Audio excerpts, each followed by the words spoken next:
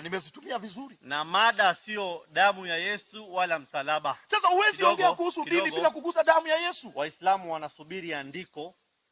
Ukristo dini ya kweli. Ungebezi Ukristo dini yetu hii, Yesu alikuwa anaingia hapa, alikuwa anafanya hivi.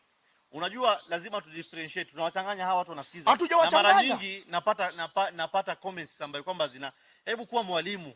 Unaposikia mwalimu hizi topic wewe saa hii kama Mkristo, ukuje kwa muhadhara, nikwambia tunajadili kuhusu msalaba. Huwezi kutoka kwa msalaba ukathibitisha dini. Sasa pole okay. Msalaba iko kando, ubatizo iko kando. Hizi ni mada. Kuna mada ya ubatizo. Tujadili kuhusu ubatizo. Tabezi kuhusu ubatizo. Kuna msalaba ambayo kwamba lazima uzungumzie mambo na damu na nini na wokovu iko. Kuna mada inaenda na kitabu kama kitabu. Kuna mada kama hii Ukristo na Uislamu. Unasikia? Kuna mada kati ya Uislamu na Ukristo, nani watarithi ufalme. Sasa wewe umetumia muda wako wa dakika 7 kuzungumzia msalaba. Sasa naomba unisomee andiko moja. Kwa hiyo fungua 8:21. 8:21. Kitabu kipi sasa? Mathayo. Yohana 8:21. Yohana 8:21. Mathayo 8. Yohana 8:21. Yohana. Yohana 8:21. Sema hivi, then Jesus said to them again, I am going away and you will seek me and will die in your sin. Where I go, you cannot come. Kwa hiyo iko parwanji kabisa.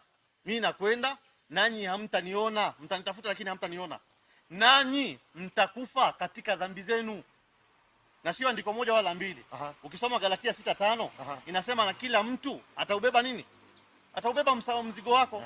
Wewe ambaye kwamba sasa hivi unafanya dhambi yako, ukitegemea damu ya Yesu utabeba mzigo wako. Anasema na kwenda mimi, nanyi mtanitafuta, nanyi polepole mtakufa katika dhambi yenu. Nataka uangalie hii kamera. Ndio hii naiangalia. Waislamu wanasubiri andiko. Na kuongeza dakika 2 tena.